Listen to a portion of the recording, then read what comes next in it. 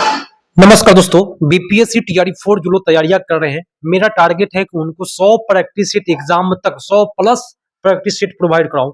और मैं practice set 1 डाल चुका हूं, 1 बजे आज ही डाला हूं और प्रैक्टिस सेट 2 लेकर के आ गया हूं। तो काफी अब कभी भी प्रैक्टिस सेट डाला जा सकता है, इसलिए आप लोग को क्या करना है, चैनल को सब्सक्राइब कर लेना है और एक लाइक कर देना है। चलिए शुरू करते हैं आज का प्रैक्टिस सेट 2, क्योंकि भाई मेरा जो टारगेट है ना, उस टारगेट को पूरा करने के लिए अधिक से अधिक प्रैक्टिस सेट डालना होगा और कभी भी आपको प्रैक्टिस सेट मिल जाएगा। तो सब्सक्राइब किए रहिएगा, तो निश्चित तौर पर आप सभी को कोई भी परेशानियां और कोई भी दिक्कत नहीं होगी। प्रैक्टिस सेट 1 में क्या प्रॉब्लम हुआ कि 20 प्रश्न हमसे छूट गए हैं, तो अब इसमें छूटने वाले नहीं है कोई भी प्रैक्टिस सेट में प्रश्न। तो चलिए शुरू करते हैं आज का ये प्रैक्टिस सेट। चलिए प्रथम प्रश्न है, निम्नलिखित में कौन सी एकता व्यवस्था की एक विशिष्टता नहीं है। उत्तर आपका यहाँ पे हो जाएगा एकता एक से राजस्व सीधा संतुलन सुल्तान के खाते में जाता था। ये बात गलत है, ये बात है ना गलत है, तो गलत है तो भाई सही कौन सा है। एकता एक राजस्व एकमात्र करने की व्यवस्था थी और दूसरा था कि ये सियासतनामा एकता व्यवस्था की जानकारी का स्रोत था। तो ये आपका हो जाएगा उत्तर। इसमें 2 सही जा रहा है और एक गलत है, तो हमको चुनना था गलत, तो आपका उत्तर सी पर जाएगा। नेक्स्ट है कि निम्नलिखित में से कौन सा सुमेलित नहीं है। दाम, जरीब और दीवान। तो इसमें कौन सा इसमें सुमेलित नहीं है, कौन सा इसमें गलत है। तो मैं बता दूं, दाम बोलते थे तंबा की मुद्रा को और दीवान बोलते थे प्रांतीय राजस्व का प्रमुख को कहते थे। लेकिन जरीब जो है राजस्व अधिकारी नहीं होता था, आपका इसमें सुमेलित नहीं है। नेक्स्ट है, एक सेकेंड में दोस्तों। और जैसे ही आप लोग क्लास में प्रवेश करें, सबसे पहले तो एक लाइक जरूर कर दे और उसके बाद क्लास देखते रहे, ठीक है। चलिए, निम्नलिखित राजाओं में से किसने अकबर के पूर्व तानसेन को संरक्षण दिया था। अकबर से पहले तानसेन को संरक्षण देने वाला था भाटा और राजा रामचंद्र सिंह। आपका उत्तर ए पर जाएगा। नेक्स्ट है, निम्नलिखित में से किस मंदिर को विदर्भ के खजुराहो के रूप में भी जाना जाता है। तो उत्तर हो जाएगा कौन सा, मार्कंडेश्वर मंदिर को। आपका उत्तर हो जाएगा ए इज द राइट आंसर। अब जो लाइव क्लास मिलेंगे रात्रि को शाम में 6:30 बजे आपको लाइव क्लास मिलेंगे। नेक्स्ट है, निम्नलिखित युग्मों को सुमेलित कौन सा सुमेलित नहीं है। तो इसमें ध्रुवदास भगत नामावली ये सही है, नाभादास भगत माला ये सही है, लेकिन रसखान रसिक प्रक्रिया ये आपका सुमेलित नहीं है, ये आपका गलत हो गया। नेक्स्ट प्रश्न पर आते हैं। सर्वोच्च न्यायालय के न्यायाधीश किसे संबंधित करते हुए पत्र लिखकर अपना त्याग पत्र सकता है, त्याग पत्र दे सकता है। तो बताइए किसको देगा सर्वोच्च न्यायालय का मुख्य न्यायाधीश। तो राष्ट्रपति को देता है दोस्तों। और राष्ट्रपति किसको देता है, सर्वोच्च न्यायालय के मुख्य न्यायाधीश को। नेक्स्ट है, निम्नलिखित में कौन सा अनुच्छेद राज्य को ग्राम पंचायतों को संगठित करने हेतु कदम उठाने के लिए निर्देशित करता है। तो भाई ग्राम पंचायत, पंचायत की बात जैसे ही आता है अनुच्छेद 40 का अनुच्छेद 40 आप सभी को याद रखिएगा, सॉरी, ठीक है। अनुच्छेद 40 में क्या है, ग्राम पंचायत की बात की गई है। नेक्स्ट प्रश्न पर आते हैं। प्रश्न है कि भारतीय संसद की लोक लेखा समिति के अध्यक्ष कौन मनोनीत करता है। लोक लेखा समिति के अध्यक्ष लोकसभा का अध्यक्ष मनोनीत करता है मेरे दोस्त। नेक्स्ट है कि संघ सरकार तथा राज्यों के मध्य वित्तीय संबंधों की विवेचना की गई है। तो वित्तीय संबंध कौन सा अनुच्छेद में है, ये प्रश्न पूछा जा रहा है। तो होगा 268 और 281 अनुच्छेद के अंतर्गत है। आपका उत्तर बी पर जाएगा। नेक्स्ट है, संविधान सभा के संवैधानिक सलाहकार कौन थे। तो संविधान सभा के संवैधानिक सलाहकार BN राव। आपका उत्तर सी पर जाएगा और काफी ये हिट प्रश्न है। नेक्स्ट है, निम्नलिखित समितियों में से किसने मात्र पोषक तत्वों की आवश्यकता के आधार पर गरीबी रेखा का निर्धारण किया है। तो ये बात किसने किया है, तो उसका नाम था अलग समिति। कौन सा था, अलग समिति। नेक्स्ट है, निम्नलिखित सूचकांकों में से किसी मानव विकास सूचकांक की गणना में सम्मिलित नहीं किया जाता है। किसको नहीं किया जाता है मानव विकास सूचकांक में, तो सामाजिक असमानता को नहीं शामिल किया जाता है, जीवन प्रत्याशा शामिल रहता है, शिक्षा व्यवस्था शामिल रहता है। तो ये दोनों शामिल होता है दोस्तों, ये नहीं होता है सी। नेक्स्ट है, गरीबी की संस्कृति का विचार प्रस्तुत किसने किया था, किसने किया गया। है ना, प्रस्तुत किया गया है। तो किसके द्वारा किया गया, ये पूछा जा रहा है कि गरीबी की संस्कृति जो विचार है, ये किसने दिया ये विचार? तो ये विचार दिए थे ऑस्कर लुइस द्वारा, ठीक है। आपका उत्तर ए पर जाएगा। नेक्स्ट है कि अटल नवाचार मिशन किस विभाग की प्रमुख पहल है? तो ये आपका उत्तर हो जाएगा यहाँ पे नीति आयोग का पहल है दोस्तों। नेक्स्ट है कि राष्ट्रीय पोषण मिशन का अन्य नाम बता दीजिए क्या है? प्रैक्टिस सेट 1 में कुछ प्रश्न हमसे छूट गया है। तो राष्ट्रीय पोषण मिशन का जो नाम है दोस्तों, वो हो जाएगा मिशन इंद्रधनुष। नेक्स्ट है कि लॉर्ड डलहौजी के व्यापकगत सिद्धांत का प्रथम शिकार निम्नलिखित में कौन हुआ? तो आपका उत्तर हो जाएगा सतारा हुआ था दोस्तों। नेक्स्ट है कि अंग्रेज के विरुद्ध खान अब्दुल गफ्फार खान द्वारा प्रारंभ किए गए आंदोलन का नाम क्या है? तो उस आंदोलन का नाम था लाल कुर्ती बोले तो रेड शर्ट। आपका उत्तर ये पड़ जाएगा। नेक्स्ट है निम्नलिखित में से किसी विरोध में रविन्द्रनाथ टैगोर ने अपनी नाइटहुड की उपाधि त्याग दिया था? तो किसके विरोध में? तो जालियांवाला बाग हत्याकांड जो हुआ था उसके विरोध में। सर थॉमस मुनरो ने किन वर्ष में मद्रास के गवर्नर रहे? किन वर्षों में? तो उत्तर हो जाएगा 1820 से 1827 तक थॉमस मुनरो रहा। नेक्स्ट है कि पश्चिमी भारत के डीके कर्वे का नाम निम्नलिखित में किस संदर्भ में आता है? डीके कर्वे का नाम किस संदर्भ में आता है? उत्तर होगा विधवा पुनर्विवाह के, ठीक है। नेक्स्ट है 1924 का बाल बंगाल का तारकेश्वर आंदोलन निम्नलिखित में से किसके विरोध था? तारकेश्वर आंदोलन जो हो जाएगा मंदिरों में भ्रष्टाचार से था दोस्तों। और मैं आपको एक चीज बताऊं, बहुत बड़का सीक्रेट है कि कोई भी एग्जाम की तैयारी आप कर रहे हैं, अगर आप 100 प्रैक्टिस सेट मार लेते हैं 100 से प्लस, निश्चित तौर पर उस एग्जाम में आप बेटर कीजिएगा, आपका रिजल्ट आएगा। और इसलिए मैं टारगेट रखा हूं कि आपका 100 प्लस प्रैक्टिस सेट कराऊं। और आज ही के दिन में मैं एक प्रैक्टिस सेट डाल दिया हूं, दूसरा का आ गया है ना, तीसरा भी आ सकता है। तो आप लोग सब्सक्राइब करके रहिएगा तो मिलते रहेगा आप सभी को। और एक लाइक तो जरूर कर दीजिएगा जैसे ही क्लास में प्रवेश करें। चलिए शुरू करते हैं। 1929 में जारी किए गए दीपावली घोषणा पत्र का संबंध था। दीपावली घोषणा पत्र का संबंध आपका उत्तर होगा डोमिनियस स्टेट से। आपका उत्तर डोमिनियन स्टेट से, आपका उत्तर बी पर जाएगा। नेक्स्ट है कि गांधी जी को वन मैन बाउंड्री फोर्स कहकर किसने संबोधित किया? गांधी जी को वन मैन बाउंड्री फोर्स संबोधित किसने किया था? ये बात बताए तो आपका उत्तर जो होगा सी पर चला जाएगा। माउंट बेटन ने बोला है, ठीक है। नेक्स्ट है निम्नलिखित में से किस अधिवेशन के लिए कांग्रेस ने पहली बार एक महिला को अध्यक्ष चुना? तो कौन सा अधिवेशन होगा? कोलकाता अधिवेशन के लिए पहली बार एक महिला अध्यक्ष को चुना है। नेक्स्ट है कि लखनऊ में 1857 स्वतंत्रता संग्राम का नेतृत्व किसने किया था? 1857 संग्राम का नेतृत्व जो किया था लखनऊ में बेगम हजरत महल। नेक्स्ट है लोक हितवादी के उपनाम से किसे जाना जाता है? काफी वीवीआई प्रश्न है और काफी मजेदार सेट है दोस्तों दृष्टि प्रकाशन का। तो आप सभी इसको देखना ना भूलिएगा, ठीक है। अपने दोस्तों के पास जरूर शेयर कीजिएगा इस वीडियो को। लोक हितवादी के उपनाम से किसे जाना जाता है? लोक हितवादी के नाम से गोपाल हरि देशमुख को जाना जाता है, ठीक है। किरण प्रकाशन का सेट आपको मिलना अब इसके साथ साथ शुरू हो जाएगा। मिसलेनियस सेट अब आपको मिलेगा, किरण का मिलेगा, दृष्टि मिलेगा और आगे चल के और भी प्रैक्टिस सेट आपको मिलना अब शुरू हो जाएगा। कामागाटा मारू क्या था? देखिए कामागाटा मारू मैं आपको बताऊं एक जहाज है दोस्तों। क्या है? एक जहाज है। और एक और सीक्रेट बता देता हूं ताकि आप लोग मेरे यहाँ तैयारियां कर रहे हैं तो कम से कम सारे क्लास में आप लोग भाग रहते हैं, है ना। तो हिस्ट्री और ज्योग्राफी का 80 प्रश्न में कराता हूँ 20 मिनट में। 80 प्रश्न 20 मिनट में कराता हूँ। तो 20 मिनट का क्लास आप कर लेते हैं तो आपका जो बेसिक है मेरे दोस्त, बेसिक वो काफी बेटर हो जाएगी। और जिनका बेसिक बेटर होता है वही आगे चल के एग्जाम उन्हीं का फाइट होता है। तो वो कर लीजिएगा, 20 मिनट का क्लास है। 1946 के कैबिनेट मिशन का नेतृत्व किसने किया था? कैबिनेट मिशन का सर पेर्थिक लॉरेंस के द्वारा किया गया है, ठीक है। नेक्स्ट है कि अखिल भारतीय किसान सभा के संस्थापक अध्यक्ष बताए। तो इसका अध्यक्ष हो जाएंगे स्वामी सहजानंद सरस्वती।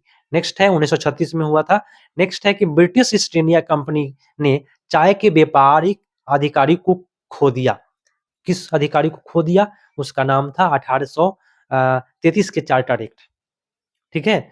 आपका उत्तर हो जाएगा C is the right answer. Next है कि दक्षिण पश्चिम मानसून काल में किस स्थान में सबसे अधिक बारिश होती है? ये किस स्थान पर सबसे अधिक कम वर्षा होती है दक्षिण पश्चिम मानसून से। देखिए दक्षिण पश्चिम मानसून से भारत में सबसे अधिक वर्षा 80% बारिश उसी से होता है।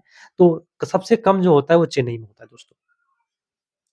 इसमें सुमेलित कौन-सा नहीं है, ठीक है? कुछ ऐसे प्रश्न होंगे जिसका डिटेल रूप से मैं नहीं बता पाऊँगा क्योंकि मेरा अधिक से अधिक टारगेट है कि आपका प्रश्नों में कराऊँ, ठीक है? चलिए, तो यहाँ आपका निम्नलिखित में कौन-सा सुमेलित नहीं है? सरदार सरोवर बांध जो परियोजना है, ये नर्मदा नदी पर है, ये सही है। तलैया बांध परियोजना कोणार्क, ये आपका गलत है। गांधी सागर बांध परियोजना चंबल नदी, ये आपका सही है। तो जो हिट है वो सही है। नेक्स्ट प्रश्न है कि पृथ्वी की परिक्रमा धुरी सदा झुकी रहती है कितने डिग्री पर, ये आप लोग बताएं। तो आपका उत्तर हो जाएगा दीर्घ धुरी 23.5 डिग्री पर झुका होता है पृथ्वी का, ठीक है। नेक्स्ट है कि बिग बैंग सिद्धांत निम्नलिखित में किसके उद्भवन की व्याख्या करता है? बिग बैंग थ्योरी जो दिया था ब्रह्मांड के नियम से संबंधित है। नेक्स्ट है सर्वाधिक जैव विविधता पाई जाती है, सबसे अधिक जैव विविधता आपको मिलेगा उष्णकटिबंधीय वर्षावन में, ठीक है। नेक्स्ट है भारत के जलवायु परिवर्तन पर प्रथम राष्ट्रीय कार्यालय योजना प्रकाशित हुई, ये हुआ है 2008 में दोस्तों। आपका उत्तर ये पड़ जाएगा। नेक्स्ट है निम्नलिखित में कौन सा विश्व की प्राचीनतम तथा सबसे गहरी झील है?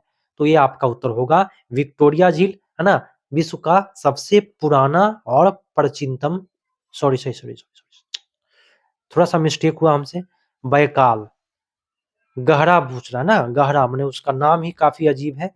बैकाल झील जो दोस्तों होगा यहाँ आपका, ठीक है, सबसे गहरा झील बैकाल। और सबसे ऊंचा कहेगा तो टीटी काका, सबसे ऊंचा झील टीटी काका और सबसे गहरा झील तो बैकाल झील, ठीक है। तो जो भी मिस्टेक होगा हमसे तुरंत सुधार करेंगे। अगर हमसे सुधार नहीं होता है, कहीं भी हमसे मिस्टेक होता है तो कृपया करके आप लोग कमेंट करें, आपका प्रत्येक कमेंट का मैं जवाब देता हूँ। निम्नलिखित में कौन सा मरुस्थल दक्षिणी गोलार्ध में स्थित है? दक्षिणी गोलार्ध में, तो दक्षिणी गोलार्ध में मरुस्थल जो होगा कालाहारी मरुस्थल है दोस्तों। नेक्स्ट है निम्नलिखित में से किस देश के कुल क्षेत्रफल का 30% से अधिक क्षेत्र राष्ट्रीय उद्यानों के अंतर्गत आता है? उत्तर आपका हो जाएगा भूटान, ठीक है। नेक्स्ट है निम्नलिखित देशों के नामों में से किसके नाम का अर्थ है कि 40 कबीलों का देश होता है? किसके नाम का अर्थ है कि 40 कबीलों का देश? तो यहाँ आपका उत्तर जो होगा वो किर्गिस्तान होगा, ठीक है। नेक्स्ट है कि कार्बन डाइऑक्साइड CO2 के उत्सर्जन सर्वाधिक योगदान वाला देश, सबसे ज्यादा कार्बन डाइऑक्साइड उत्पादन जो करता है वो चाइना करता है। नेक्स्ट है कि दूध गंगा नदी निम्नलिखित में से कहाँ किस क्षेत्र में बहती है, ये चीज बताना है। तो उत्तर हो जाएगा दूध गंगा, आपको पूछेगा तो जम्मू कश्मीर में। नेक्स्ट है निम्नलिखित में कौन सा भूतों का नगर नहीं है? निम्नलिखित में कौन सा भूतों का नगर नहीं है? भूत घोस्ट टाउन, तो इसमें कौन सा नहीं है? तो देखिए कुलधारा है, धनुकोष्ठी है, लेकिन चरखाड़ी नहीं है, ठीक है। ये भूतों का नगर नहीं है। काफी अजीबो प्रश्न है दोस्तों। नेक्स्ट है निम्नलिखित सॉरी भारत की निम्नलिखित जिलों में से कौन जम्मू कश्मीर में अवस्थित है? तो जम्मू कश्मीर में आपका होगा चिल्का झील उड़ीसा में है। जम्मू कश्मीर में आपका जो हो जाएगा ये है आपका आचार झील, ठीक है। आचार रखिएगा याद, जम्मू कश्मीर में आचार झील। भारत की निम्नलिखित मृदाओं में से कौन सी बेसाल्ट लावा के अपक्षय के कारण निर्मित हुई है? उत्तर आपका होगा एक से अधिक है, लेटराइट भी आता है, रेगुड़ भी आता है, लाल भी आता है, तो एक से अधिक होगा उत्तर। नेक्स्ट है पुस्तक द ओरिजिन ऑफ स्पीस, ये काफी हिट है, 10th क्लास में पूछता है, मेंडल के द्वारा ये लिखा गया है। आपका उत्तर जो जाएगा origin of species, sorry Mendel के द्वारा नहीं है, Charles Darwin. Origin of species Charles Darwin का है, ठीक है। तो याद रखिएगा ओरिजिन ऑफ स्पीस के लेखक डार्विन है, इनमें से कोई नहीं आप कर दीजिए, ठीक है। तुरंत सुधार होगा दोस्तों अगर कोई मिस्टेक हुआ होगा तो, ठीक है। प्रश्न है कि शैवाल और कवक के मिलने से लाइकेन बनता है, जिसे क्या कहते हैं? शैवाल कवक से जो लाइकेन बनता है उसको म्यूचुअलिज्म कहते हैं, ठीक है। सहजीवी कहते हैं हिंदी में उसको, याद रखिएगा। निम्नलिखित में से कौन सा प्रोकैरियोटिक कोशिका में उपस्थित होता है? प्रोकैरियोटिक की बात किया है, प्रोकैरियोटिक याद रखिएगा, केंद्रक झिल्ली होता है उसमें, ठीक है। यूकैरियोटिक में नहीं होता है। सौर ऊर्जा एटीपी में बदलता है, सौर ऊर्जा में एटीपी में बदल जाता है, तो कहाँ पे होगा? क्लोरोप्लास्ट में। कहाँ पे? क्लोरोप्लास्ट में।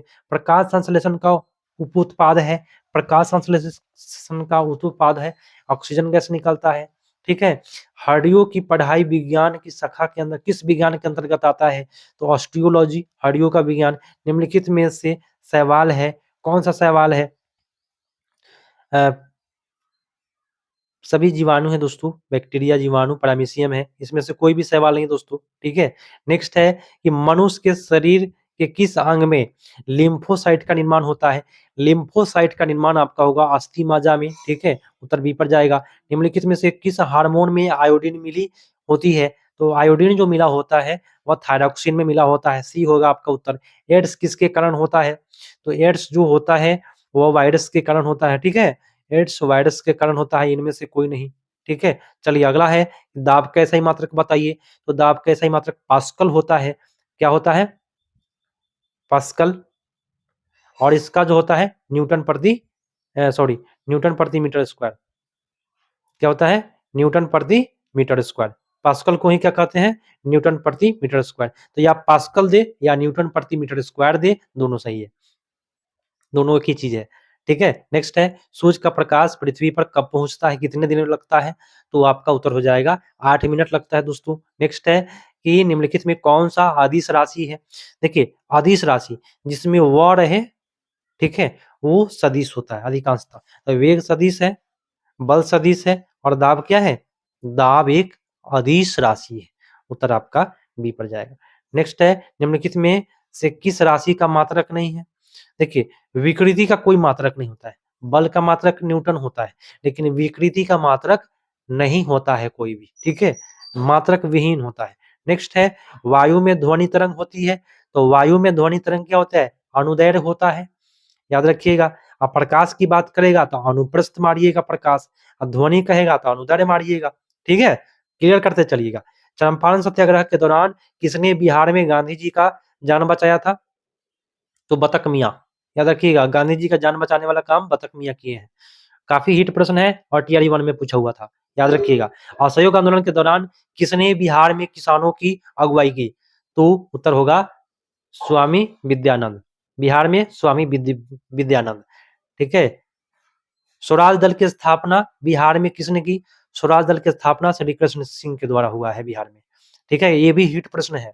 महात्मा Gandhi and Bihar some reminiscences के लेखक कौन है? उत्तर आपका होगा राजेंद्र प्रसाद। क्या होगा? राजेंद्र प्रसाद। बंगाल में द्वैध शासन प्रणाली किसके द्वारा लागू की गई?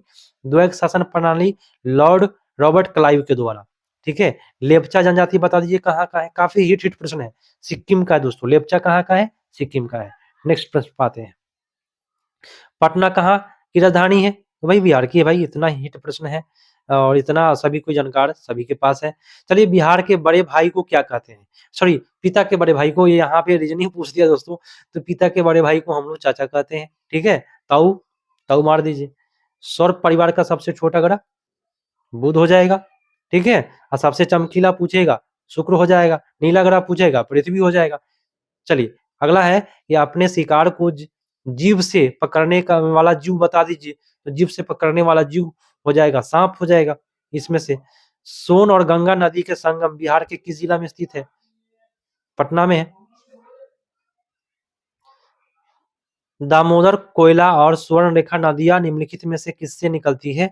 उत्तर हो जाएगा छोटा नागपुर के पठार से। नेक्स्ट है, बिहार का शोक किस नदी को कहा जाता है? बिहार का शोक कहते हैं कोसी नदी को, ठीक है, ठीक है। अगला अगला प्रश्न है, एशिया की सबसे बड़ी और ताजा जल वाली गोखुर झील बिहार में कौन सी है? उत्तर हो जाएगा कांवर झील। क्या हो जाएगा? कांवर झील हो जाएगा। ये प्रश्न जो है, जितने भी प्रश्न पूछे जा रहे हैं वो काफी हिट है। और आप लोग को कैसा लग रहा है सेशन, जरा बताइएगा। थोड़ा सा फास्ट है, रिविजन करना है ना, प्रश्न का रिविजन करना है अधिक से अधिक, ठीक है, कम समय में। ताजा प्रश्न पूछा जा रहा है कि एशिया की सबसे ताजा जल वाली गोखुर झील, ये प्रश्न काफी हिट है, तो कांवर झील है दोस्तों। मैं दोहराया इसलिए क्योंकि ये हिट प्रश्न है।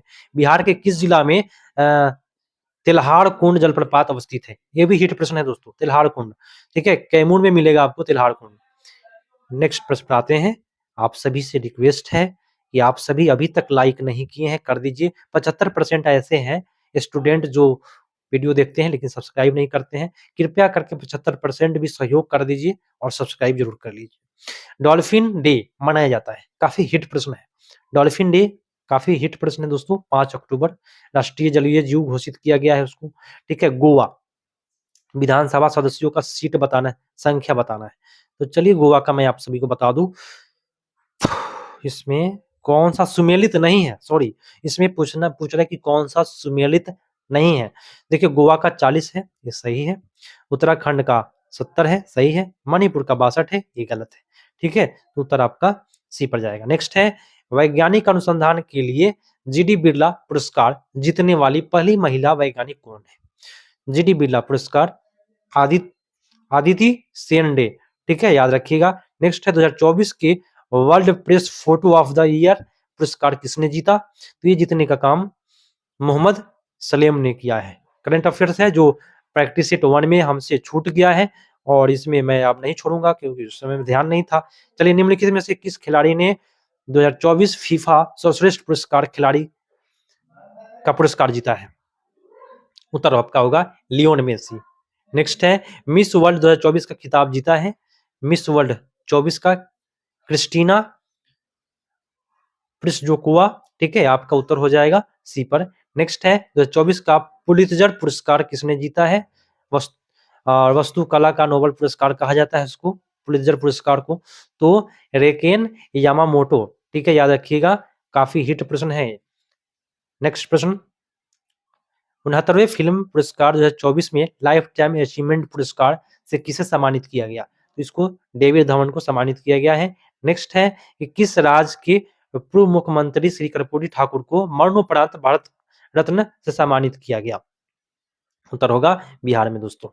नेक्स्ट है, उत्कृष्ट हिंदी साहित्य यादें यादें यादें यादें यादें और यादें लिए 33वें व्यास सम्मान 2023 किसके लिए चुना गया है? बताएं। यादें यादें के लिए चुना गया है किसको? होगा पुष्पा भारती को। ठीक है, नेक्स्ट है, अंतर्राष्ट्रीय एमी पुरस्कार 2023 में सर्वश्रेष्ठ अभिनेता पुरस्कार किसने जीता है? एमी पुरस्कार में मार्टिन फ्रीमैन को। ठीक है, नेक्स्ट है, निम्नलिखित किस राज्य प्रदेश ने अपने प्रदर्शन के लिए आजादी का अमृत महोत्सव पुरस्कार में प्रथम स्थान प्राप्त किया? तो जम्मू कश्मीर आजादी का अमृत महोत्सव में प्रथम स्थान प्राप्त किया है जम्मू कश्मीर। अगला है, राष्ट्रीय युवा संसद महोत्सव 2024 में प्रथम पुरस्कार किसने जीता है? उत्तर होगा यतीन भास्कर दुग्गल। नेक्स्ट प्रश्न, एक और प्रश्न बचा हुआ है। फरवरी 2024 में कौन पूर्वोत्तर राज्य पुरानी पेंशन योजना को बहाल करने के लिए पहला राज्य बन गया? ये होगा सिक्किम। और नेक्स्ट है, कहता है प्रधानमंत्री आवास योजना ग्रामीण के अंतर्गत मैदानी क्षेत्रों में एवं पहाड़ी क्षेत्रों में लाभार्थियों को दी जाने वाली सहायता राशि क्रमशः बताइए। तो उसका होगा 1.2 लाख से लेकर के 1.3 लाख तक पैसा मिलने वाला है। तो ये आज का क्लास यही समाप्त करता हूं। ये प्रैक्टिस सेट 2 खत्म हुआ। अब जो है प्रैक्टिस सेट किरण का मिलेगा। ठीक है, किरण का भी मिलेगा, दृष्टि का भी मिलेगा, अरिहंत का भी मिलेगा। ठीक है, इडोटेरिया का भी मिलेगा। तो आप लोग घबराए नहीं, जितने भी प्रैक्टिस सेट है मैं कराऊंगा और आप सभी रेगुलर प्रैक्टिस सेट को करिए। 100 टारगेट पूरा आप लोग कर लीजिए, निश्चित तौर पर आपका नौकरी लग जाएगी। मिलते हैं नेक्स्ट अपडेट में। एक लाइक करके जाइएगा, सब्सक्राइब कर लीजिएगा और अपने दोस्तों के पास शेयर कर दीजिएगा। जय हिंद।